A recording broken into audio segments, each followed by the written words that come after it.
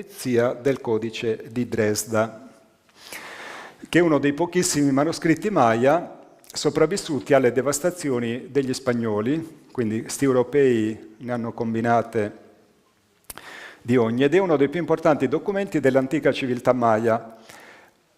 Gli studiosi lo fanno risalire al XIII o XIV secolo, ma in realtà si sono riuniti, hanno tirato in aria una monetina, detto vai, questa è la data. Oh.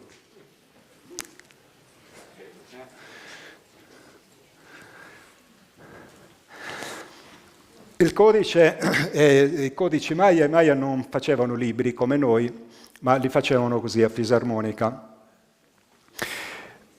Ci sono tantissime informazioni matematiche, astronomiche e profetiche all'interno di questi pochissimi codici.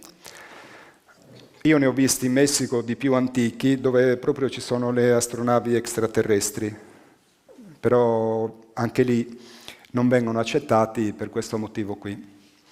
In questa pagina particolare, se riuscite a vedere, c'è una strega, che è la vecchia era, e poi dal Sole, dalla Luna e dagli astri sulla Terra scende dell'acqua. L'acqua è la verità, l'acqua della nuova era.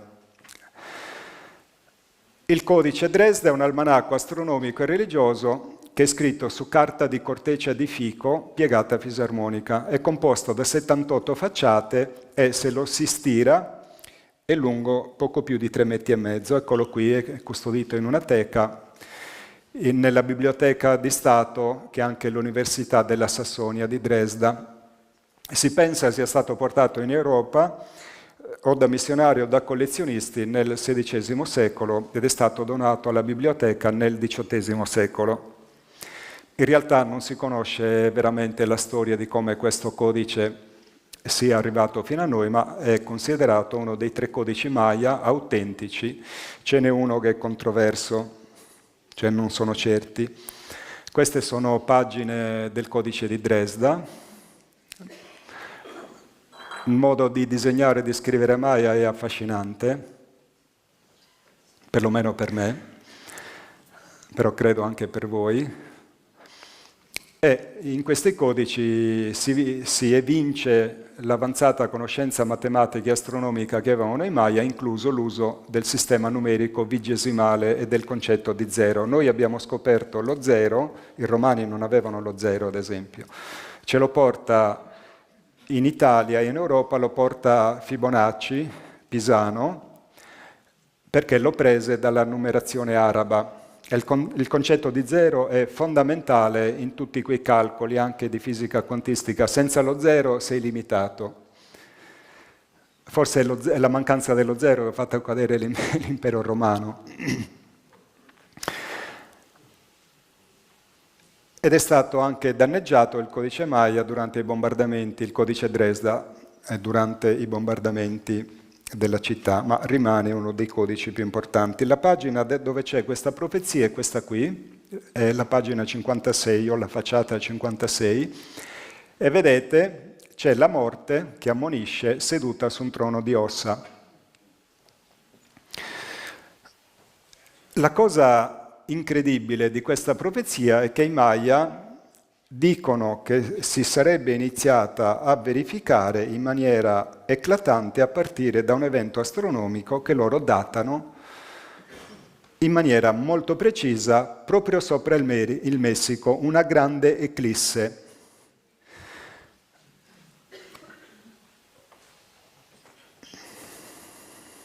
Scusate perché non si vede.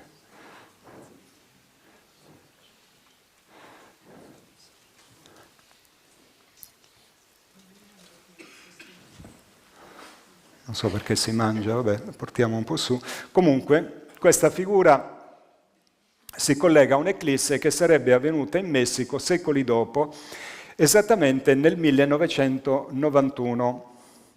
Si collega ovviamente, in quanto parla del contatto, anche alla profezia del sesto sole. La cosa pazzesca è che i Maya hanno previsto, credo con uno scarto di pochissimi secondi, l'eclisse che è accaduta in Messico proprio nella data prevista dai Maya, che è l'11 agosto del 1991, se non vado errato, c'è qui, non c'è qui, vabbè. Rivediamo un altro brano del documentario, Profezia Maya e cerchi nel grano. Tra i documenti Maya più importanti, in cui sono riportate le loro profezie, c'è sicuramente il codice Dresda. Si tratta di uno dei 3 codici esistenti, scampati alla furia distruttrice dei conquistadores. Così chiamato dal nome della città tedesca dove è custodito, il codice Dresda è il più ricco di informazioni. Contiene previsioni che anticipano con stupefacente esattezza fenomeni astronomici ed eventi che avverranno anche in un futuro lontano. È in questo codice che è presente una delle più impressionanti previsioni astronomiche dei Maya. Con secoli di anticipo, infatti, avevano previsto, con un errore di pochi secondi, l'eclissi dell'11 agosto 1991, una delle più spettacolari del secolo scorso, che ha interessato il territorio del Messico. A questa eclissi è associata una figura che rappresenta la morte, seduta su un trono di ossa. Simboleggia la vecchia era, l'era che sta terminando. La previsione o profezia dice: guai a voi della terra, verrà la fine dei cavalieri giaguaro e l'inizio di una nuova era che sorgerà sulle ceneri della precedente e sarà il tempo dell'incontro con i signori delle stelle. L'eclissi viene dunque considerata dai Maya come il punto di partenza del processo che segnerà la fine della vecchia era e l'incontro con i maestri provenienti dalle stelle. Significa forse il contatto tra l'umanità e una civiltà aliena proveniente dal cosmo? Sarà grazie a questo contatto che l'umanità potrà vivere la nuova età dell'oro anticipata dai Maya? L'11 agosto 1991 su Città del Messico viene segnalato un oggetto volante non identificato a forma di disco. È l'inizio di tutta una serie di testimonianze e di avvistamenti che incideranno enormemente su quella che poi diventerà la grande ondata del Messico. Dall'ambito puramente latinoamericano e messicano, questa ondata si è poi estesa ad altre parti del mondo. Infatti poi vedremo in Belgio e anche in altri paesi, persino nell'ex URSS, tutta una serie di incredibili avvistamenti che attireranno l'attenzione sul fenomeno come mai prima. Quindi, l'11 agosto 1991,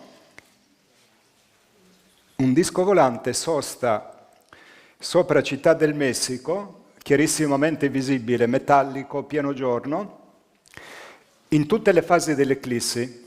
Questo filmato è stato fatto da un signore che si chiama Arreguin, si vede, si evince, ovviamente sono filmati in VHS all'epoca, e l'UFO è stato filmato da varie persone da Città del Messico in tutte le fasi dell'eclisse e durante la fase di oscurità il disco comunque rimaneva visibile perché emetteva luce. Io andai subito dopo a Città del Messico e nella redazione della televisione arrivarono oltre 100 video di persone, comunque Città del Messico sono circa 20 e passa milioni di abitanti, oltre 100 persone filmarono il disco volante che alla fine va via con un ipersalto invisibile a occhio, quindi se è stato rallentato il video, cioè si vede nel video a velocità normale, vedi solo che scompare. Invece, rallentandolo tantissimo, il disco fa un guizzo, un ipersalto e sparisce. Quindi i Maya avevano previsto che a partire da quell'evento astronomico gli extraterrestri avrebbero dato un segno chiaro che è lo start. Da quel momento inizia la più grande ondata di manifestazione extraterrestre che si sia vista nell'era moderna e non si è più fermata, con filmati sempre più eclatanti, ma la cosa eccezionale è che l'anno prima il fenomeno dei cerchi nel grano,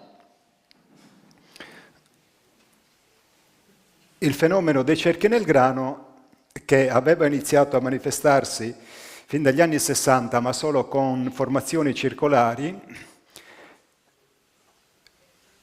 nel maggio del 90 appare questa figura dove ci sono sezioni poligonali. ed è una figura complessa. Non era mai apparso nulla che non fossero semplici cerchi fino a quel momento, quindi con questo cerchio nel grano specificamente si definisce e si identifica il fenomeno dei cerchi nel grano come una forma di comunicazione attraverso il simbolo, ovviamente una forma di comunicazione extraterrestre.